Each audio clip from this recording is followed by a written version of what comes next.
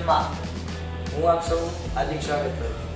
આપણે ધોરણ 10 ની અંદર વિજ્ઞાન વિષયની અંદર કેમિસ્ટ્રીનો અભ્યાસ કરી રહ્યા હતા કે જેની અંદર આપણે જોયું કે બેઝિક લેક્ચર જે હોય કેમિસ્ટ્રીના એ આપણે કઈ રીતે મસ્ત મજાના ભરી એટલે કે સમજી અને આપણે સારી રીતે કહેવાય કે મસ્ત મજાનું પાયો પાકો કરી શકીએ. બરોબર, આપણે બેઝિક લેક્ચરની અંદર કેમિસ્ટ્રીમાં ડિટેલમાં અભ્યાસ કરી ગયા કે ભાઈ કેમિસ્ટ્રી હકીકતમાં પાયો શું છે, તમને શું શું વસ્તુ આવડવી જોઈએ. ઓકે, હવે આજે આપણે કેમિસ્ટ્રીનું આપણું પહેલું ચેપ્ટર સ્ટાર્ટ કરીએ છીએ.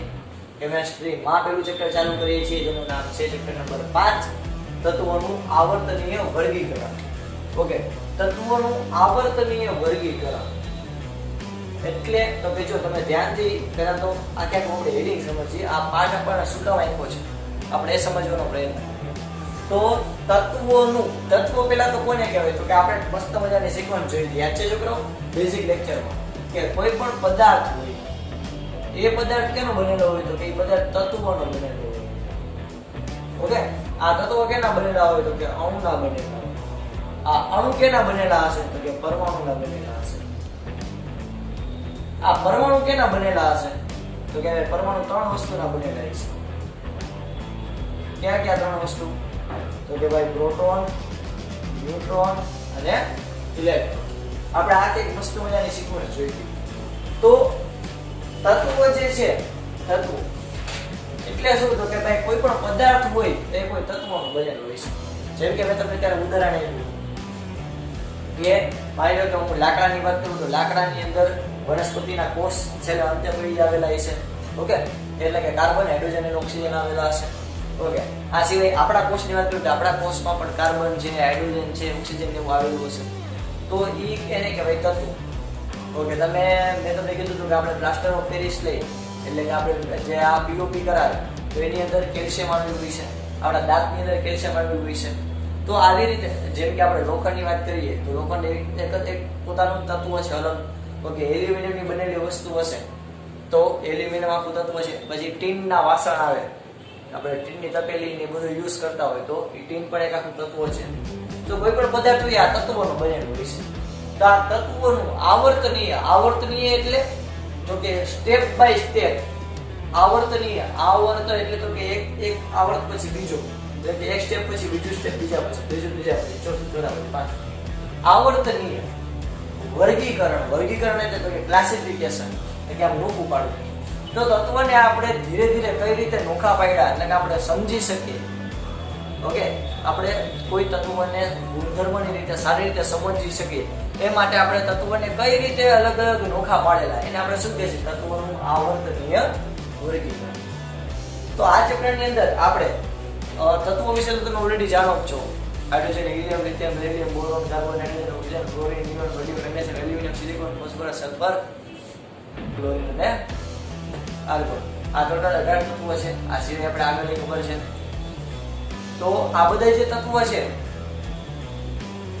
એ તત્વો ના આપણને નામ ખબર છે, સંજ્ઞા ખબર છે, એનો ઇલેક્ટ્રોનની રચના તમે બેઝિક લેક્ચરમાં ભણી ગયા.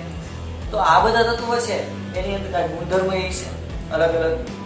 ઓકે, જેમ કે કોઈ ધાતુ છે, કોઈ અધાતુ છે, કોઈ અર્ધધાતુ છે, જે તમે બેઝિક લેક્ચરમાં ભણી ગયા.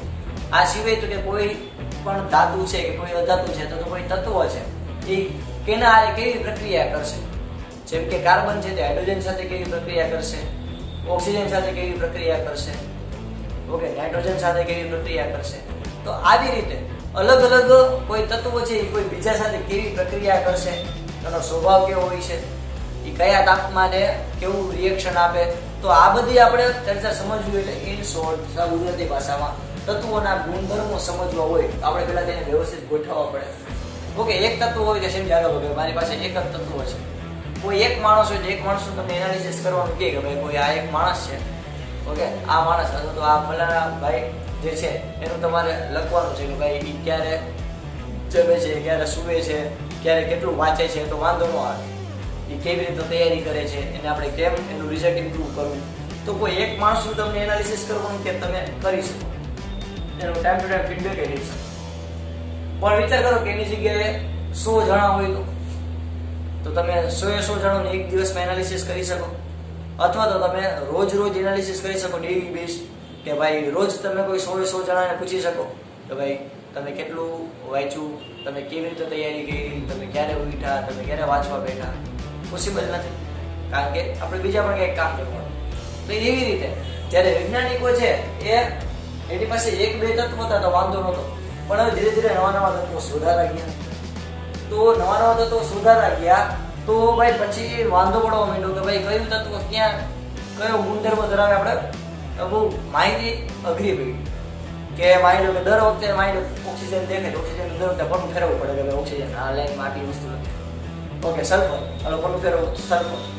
તો આ અલગ કહેવાય માહિતીને સાચવવી થોડી મુશ્કેલ બનતી. તો આપણે એને વર્ગીકરણ કર્યું અને આપણે કહેવાય કે મસ્ત મજાનું આવર્ત કોષ્ટક બનાવ્યું.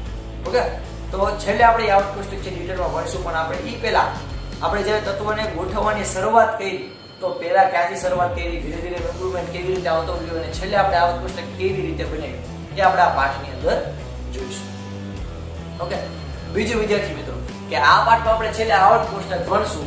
એ આવર્ત કોષ્ટક તમને બહુ મસ્ત મજાનું આવડશે ને તો ગેરંટી તમને કેમેસ્ટ્રી તો 50% જ આવડી જાય.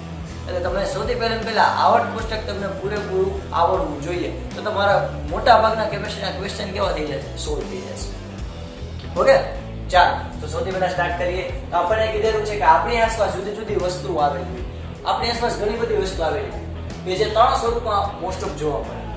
તત્વો એટલે કે પ્યોર તત્વ જોઈએ, જેમ કે લોખંડ તો એ પ્યોર તત્વ જ છે. એલ્યુમિનિયમ તત્વ, ટીન તો કે તત્વ, કોપર એટલે કે આપણે તાંબાના વાયર જોઈ તત્વ. ઓકે, આ સિવાય તમને કહે છે ગોલ્ડ તો કે એક પ્રકારનું તત્વ જ છે, સિલ્વર એક પ્રકારનું તત્વ છે, યુરેનિયમ એક પ્રકારનું તત્વ છે, પ્લેટિનમ એક પ્રકારનું તત્વ છે. તો ડાયરેક્ટ કોઈ આપણને વસ્તુઓ છે ડાયરેક્ટ આપણને તત્વ સ્વરૂપે જોવા મળે. ઓકે, મિશ્રણની વાત કરું તો જ્યારે હું કોઈ પણ 2 તત્વોને ભેગા કરું તો શું બનશે, મિશ્રણ. ફોર એક્ઝામ્પલ, હું છાશ અને પાણી બેને ભેગા કરું તો શું બનશે, મિશ્રણ. ક્લિયર? હું દૂધ અને પાણી બેને ભેગા કરું તો શું બનશે, મિશ્રણ. તો આવી રીતે કોઈ 2 વસ્તુ કોઈ 2 તત્વોને ભેગા કરી અને આપણે મિશ્રણ બનાવી શકીએ. ક્લિયર?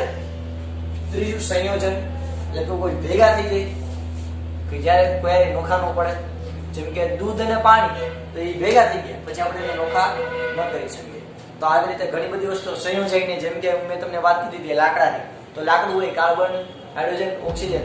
લાકડું કેનું બનેલું છે કે લાકડું વનસ્પતિમાંથી આવેલું છે. વનસ્પતિના તમે કોષ લ્યો, તમે 9th માં ભણી ગયા છો. વનસ્પતિને તમે સૂક્ષ્મદર્શક યંત્રમાં જો તો વનસ્પતિના કોષ દેખાય. વનસ્પતિના કોષ હોય, વનસ્પતિના કોષ કેના બનેલા છે તો કે ભાઈ એની અંદર ઘણા બધા અલગ અલગ વસ્તુ આવેલી છે. કોષ કેન્દ્ર ને આખું દિવાલ ને એવું રીતે આવેલું હોય છે. ક્લિયર? તો હરિત કણ આવેલા છે, એવું બધું આવેલું હોય છે. તો ઈ જે છે ઈ કેના બનેલા છે તો કે ભાઈ કાર્બન, હાઇડ્રોજન અને ઓક્સિજન. ઓકે, આવા મેઇન તત્વોના બનેલા. તો આવા મેઇન તત્વો કેવા થઈ ગયા, ભેગા થયા. એક જ તત્વ નથી, અલગ અલગ ઘણા બધા તત્વો, કાર્બન, હાઇડ્રોજન, ઓક્સિજન. એટલે આપણે એને કહેશું સંયોજન. તો આપણને કોઈ પણ આપણી આસપાસ વસ્તુ દેખાય, ઓકે, પ્લાસ્ટિક કયો, ફોન કયો, લેપટોપ કયો, કેમેરો કયો, બોર્ડ કયો, માર્કર કયો, ડસ્ટર કયો, પંખો કયો, ટીવી તમારું કયો, કાચ કયો, ઓકે, તો ચાકુ કયો, તપેલી કયો, વોટેવર. તો એ બધી છે એ ક્યાંક ને ક્યાંક તત્વોની, સંયોજનની કે મિશ્રણની બનેલી હશે. તત્વો એક જ પ્રકારના પરમાણુઓ ધરાવે છે. જેમ કે હું લોખંડની વાત કરું તો લોખંડ એક જ પ્રકારના પરમાણુ ધરાવે. લોખંડ એક, બીજી વાત. ઓકે, તો લોખંડ જે છે એક જ પ્રકારના પરમાણુ ધરાવે છે. એવી રીતે તો એલ્યુમિનિયમ છે તો એલ્યુમિનિયમના તમે કોઈ પાત્રો લ્યો તો એની અંદર એલ્યુમિનિયમ ના જ પરમાણુ હોય. તમે લોખંડ લ્યો તો લોખંડમાં બધા કેના પરમાણુ હોય, લોખંડ. ઓકે, તો એવી રીતે કોઈ એક જ તત્વ હોય એની અંદર એક જ તત્વના પરમાણુ, તો ભાઈ ઓબ્વિયસ વાત છે, ચોખ્ખી વાત છે. ક્લિયર? ઓકે, જેમ કે કોલસોની વાત કરું, કોલસો એટલે કાર્બન, તો કાર્બન એની અંદર કાર્બનના જ પરમાણુ હોય છે. ગ્રેફાઇટ તો એની અંદર કાર્બનના જ પરમાણુ હોય છે. તો તત્વો એક જ પ્રકારના પરમાણુઓ ધરાવે છે. કેટલા? એક જ પ્રકારના પરમાણુઓ ધરાવે છે. આધુનિક સમયમાં એટલે કે અત્યારના મોડર્ન કેમિસ્ટ્રીની અંદર આપણને 118 તત્વો મળેલા છે. ઓકે, 118 118 તત્વો આપણને મળેલા છે. 1 નહીં, 2 નહીં, 3 નહીં, કેટલા? 118. ધીરે ધીરે આપણે નવા નવા તત્વોની શોધ કરતા ગયા, આપણને નવા નવા તત્વો મળતા ગયા, એ અલગ અલગ ગુણધર્મો ધરાવતા ગયા, આપણને માહિતી મળતી ગઈ. તો અત્યાર સુધી આ ફિક્સ આંકડો નથી, હજી પહેલા કહી 118 તત્વો આપણને મળ્યા છે, હજી આગળ બીજા મળશે. ઓકે, જેમાંથી 94 જે છે 94 એ કુદરતી રીતે પ્રાપ્ય છે. એટલે કે 94 જે આપણને નેચરલી મળી જાય. જેમ કે લોખંડ છે તો લોખંડ આપણને જમીનમાંથી મળે, એને આપણે બનાવવું નથી પડતું. ઓકે, એલ્યુમિનિયમ આપણને મળે છે પૃથ્વીના પેટાળમાંથી. ઓકે, એવી રીતે આપણે બીજા તત્વોની વાત કરીએ કે સોનું, એ આપણને પૃથ્વીના પેટાળમાંથી મળે છે. ચાંદી આપણને મળે છે. ઓકે, હીરો એટલે કે કાર્બન એ આપણને મળે છે. તો આ અલગ અલગ તત્વો જે છે આપણને પૃથ્વીમાંથી જ મળી આવે છે. એટલે કે પૃથ્વી કેવો કે કોઈ પણ નેચરલ રિસોર્સિસ કયો તો આપણને કુદરતી રીતે જ આપણને મળી જાય, આપણે બનાવવા નથી પડતા. કેટલા? 94. તો બાકીના બધા જે તત્વો છે એ આપણે લેબોરેટરીમાં બનાવવા પડે છે. ઓકે, તમે આયર્નનું મૂવી જોયું છે, મસ્ત મજાનું નવું તત્વોની શોધ કરે, એવી રીતે આપણે લેબોરેટરીમાં બનાવવા પડે છે. બધા જ તત્વો જુદા જુદા ગુણધર્મો ધરાવે છે. એ તો ઓબ્વિયસ વાત છે, તો જ અલગ અલગ પડે. બધા માણસો કેવા હોય? અલગ અલગ. તો આ તો બિચારા તત્વો છે, અલગ જ હોય. બરાબર? તો અલગ અલગ તત્વો હોય એ અલગ અલગ ગુણધર્મો ધરાવશે. જેમ કે લોખંડ હોય એના ગુણધર્મો અલગ છે, એલ્યુમિનિયમના ગુણધર્મો અલગ છે, સોનું એના અલગ ગુણધર્મ છે, એવી રીતે ચાંદી એનું અલગ ગુણધર્મ છે, કાર્બન એનું અલગ ગુણધર્મ છે. ઓકે, નાઇટ્રોજન એનો અલગ ગુણધર્મ છે, ઓક્સિજનનો અલગ ગુણધર્મ છે. તો આવી રીતે અલગ અલગ તત્વો છે એના ગુણધર્મો પણ કેવા હશે? અલગ અલગ. જેમ કે ઓક્સિજન છે એ અધાતુ તરીકે કામ કરે, તો સામે લોખંડ છે એ ધાતુ તરીકે કામ કરે. ઓકે, લોખંડ જે વિદ્યુતના વાહક છે, લોખંડ હોય એમાં વિદ્યુત પ્રવાહ પસાર થાય, ત્યારે ઓક્સિજનની અંદર વિદ્યુત પ્રવાહ પસાર થતો નથી, એટલે એક અધાતુ છે. ઓકે, તો આવી રીતે અલગ અલગ તત્વોના ગુણધર્મો પણ કેવા હશે? અલગ અલગ ગુણધર્મો ધરાવે. જેમ જુદા જુદા તત્વો શોધાતા ગયા તેમ તેમ તત્વોના ગુણધર્મો વિશે આપણને માહિતી મળતી ગઈ. જેમ જેમ નવા નવા ગુણધર્મો શોધાતા ગયા આપણને અલગ અલગ માહિતી મળતી ગઈ. જે માટે વ્યવસ્થિત ગોઠવણી કેવી હોય જરૂરી હોય. આપણી પાસે 1 નહીં, 2 નહીં, હવે તો કેટલા? તો 118 તત્વો છે. તો આ બધાયના કે દર વખતે આપણે કાગળિયા સાથે ન રખાય, આવું મોટું લાંબુ દર વખતે 118 બનાવે અને આપણે માની લો આ તત્વો દેખાડો તો ભાઈ આ ફના ફેવરિટ ગોતો ક્યાં છે. તો એવું દર વખતે અત્યારે પોસિબલ નથી. તો આપણે એના માટે આની વ્યવસ્થિત ગોઠવણી કેવી હોય જરૂરી છે કે જેથી આપણને ભાઈ એમને યાદ આવી જાય કે ભાઈ ઓકે, વાહક તો કે વિદ્યુતનું વાહક હોય એટલે બધા આ લાઈન મારી ગયા, વિદ્યુતનું અવાહક તો કે ભાઈ બધા લાઈન મારી ગયા. ઓકે, કોણ આપણને કોણ જે છે એ ધાતુ છે તો કે ભાઈ આ લાઈનમાં લિસ્ટ, કોણ અધાતુ છે તો ભાઈ આ લાઈનમાં લિસ્ટ. એવી રીતે આપણે કઈ વ્યવસ્થિત ગોઠવણી અધાતુની અર્ધધાતુની તત્વોની કઈ વેગી જરૂરી છે. તો કે એ માટે વૈજ્ઞાનિકોએ ઘણા બધા પ્રયાસો કર્યા. તો વૈજ્ઞાનિકોએ સૌ પ્રથમ શરૂઆત કરી કે એને ગુણધર્મોને આધારે ડિવાઈડ કરવાની. તત્વોને કેના આધારે ડિવાઈડ કરવાની વાત કરે છે અહીંયા? તો કે ગુણધર્મોને આધારે. અને એના 2 ભાગ પડ્યા. ક્યાં ક્યાં? તો કે 1 અને 2 ના એના 2 ભાગ પડ્યા, ધાતુ અને અધાતુ.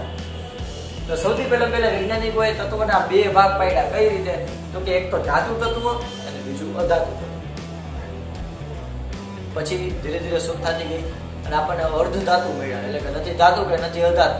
વળી આ બધાનું માથું ખંજવાળવા માંડ્યું તો ભાઈ આ ધાતુ તત્વ આવી ગયા, અધાતુ તત્વ આવી ગયા. તો હવે વચ્ચે આપણે અર્ધધાતુને ક્યાં રાખીએ? તો પછી ડોબરેનરની ત્રિપુટીનો નિયમ, એટલે કે એક વૈજ્ઞાનિક જે થઈ ગયા, જર્મન વૈજ્ઞાનિક જોન વુલ્ફગેંગ ડોબરેનર. ઓકે, વિચિત્ર નામ પણ આવું નામ છે. તો આ વૈજ્ઞાનિકે ત્રિપુટીનો આપણને નિયમ આપ્યો. એનો નિયમ આપ્યો ત્રિપુટીનો.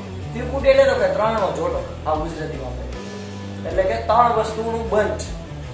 તો સમાન ગુણધર્મો ધરાવતા તત્વોને એક જૂથમાં એને ભેગા કર્યા. એટલે કે એને ભાઈ જે સરખા ગુણધર્મો ધરાવતા તત્વો લાગતા એને ભાઈ એક આખું બંચ બનાવી, હાલો ભાઈ તું બીજા સાઈડમાં, હાલો બંચ બનાવીને ભાઈ બીજા સાઈડમાં લાગે એને બંચ બનાવ્યો, એક આખા કહેવાય ને કે બંડલ બનાવ્યો. અને આ 3 તત્વો ધરાવતા કેટલાક જૂથને એને ઓળખ્યા. એટલે કે આ 3 તત્વો ધરાવતા આખું જે એને બંડલ બનાવ્યું, જૂથ બનાવ્યું, એને ત્રિપુટી. ત્રિપુટી એટલે શું? તો કે ભાઈ ડોબરેનરની ત્રિપુટીનો નિયમ, એટલે કે ભાઈ ડોબરેનરે સરખા ગુણધર્મ ધરાવતા હોય એવા 3 તત્વોને આખું બંચ બનાવ્યું, 3 તત્વોના પેકેટ બનાવ્યું કે જેને નામ આપ્યું ત્રિપુટી. ઓકે વિદ્યાર્થી મિત્રો, ક્લિયર થયું? ચાલો, તો આ બધું પેલા ફટાફટ તમે તમારી બુકની અંદર એકવાર મસ્ત મજાના રંગબેરંગી પેનથી લખી લો. એટલે આવી રીતે ચેપ્ટર શરૂઆતથી ચેપ્ટર આવી રીતે લખજો કે જેથી તમને રિવિઝનમાં કેવું બને, સરળતા રહે. જો આ મસ્ત મજાના રંગબેરંગી પેનથી અમુક મેઇન પોઈન્ટ હોય કે જે MCQ માં ખાલી જગ્યા પૂછાઈ શકે એમ હોય તેમાં હાઇલાઇટ કરેલા છે, જેથી તમને રિવિઝન કરો તો ડાયરેક્ટ વાંચી શકો. ઓકે, ચાલો ફટાફટ બુકની અંદર લખી.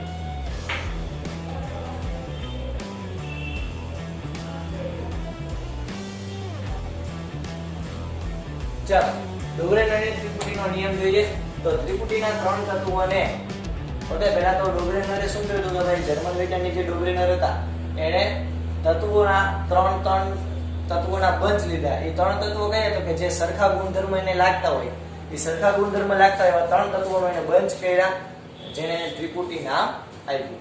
તો આ ત્રિપુટીની લાક્ષણિકતા છે કે ત્રિપુટીના 3 તત્વોને તેમના પરમાણ્વીય દળના ચડતા ક્રમમાં ગોઠવવામાં આવે તો મધ્યમાં રહેલા તત્વોનું પરમાણ્વીય દળ એ ઉપર નીચે એટલે કે અન્ય જે રહેલા તત્વોના પરમાણ્વીય દળના સરેરાશ જેટલું. એટલે સિમ્પલ શું કે જો ઉદાહરણ દ્વારા આપણે સમજીએ. આ પેલા રહેવા દે, પેલા ઉદાહરણ સમજીએ પછી હું તમને બધી બાજુ સમજાવું. એક્ઝામ્પલ જોઈએ તો જો એને એક ત્રિપુટી આપણને આપી, લિથિયમ, સોડિયમ અને પોટેશિયમ.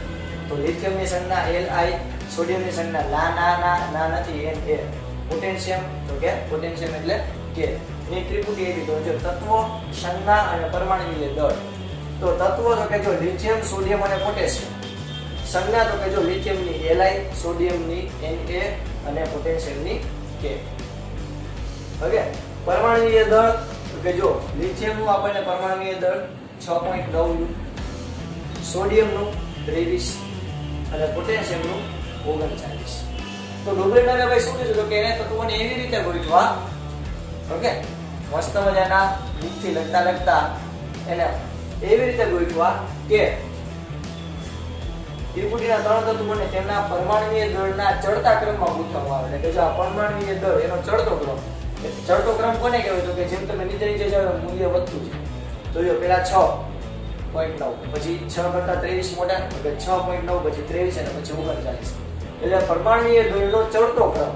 તો પરમાણ્વીય દળના ચડતા ક્રમમાં ગોઠવતા આ મધ્યમાં રહેલું પરમાણ્વીય દળ એ અન્ય બે પરમાણુ જે છે, અન્ય બે તત્વો છે એના પરમાણ્વીય દળના સરેરાશ છે. એટલે કે હું 39 + 6.9 કરું અને એને ભાગ્યા 2 કરું, સરેરાશ ક્યારે મળે? તો કે અવલોકનોનો સરવાળો એને ભાગ્યા અવલોકનોની સંખ્યા. ઓકે, એવું એટલે લખું છું કે કોઈ પણ પદાર્થનો સરેરાશ શોધવા માટેનું સૂત્ર શું? તો કે સરેરાશ ઇક્વલ અવલોકનો નું મૂલ્ય છેદમાં અવલોકનની સંખ્યા.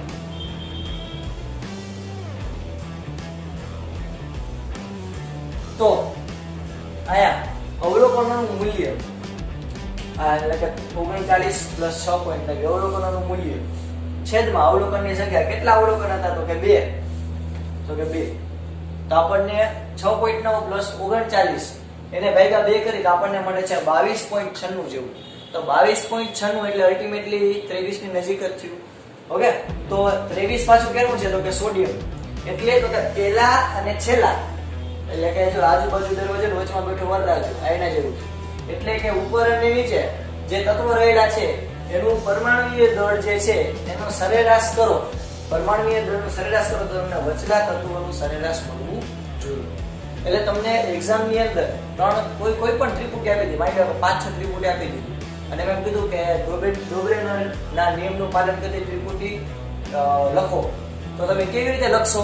તો કે તમારે જોઈ લેવાનું જેટલી પણ લાઈનમાં ત્રિપુટી આવી ગયું એમાં જોઈ લેવાનું કે ભાઈ પહેલાનું અને છેલ્લાનું, એટલે કે આ પહેલું તત્વ અને છેલ્લું તત્વ એનો સરવાળો કરું તો મને વચલું તત્વ મળે છે. ઓકે, પહેલું તત્વ અને છેલ્લું તત્વ એનો સરવાળો કરી ભાગ્યા 2 કરું તો મને વચલું મળે છે.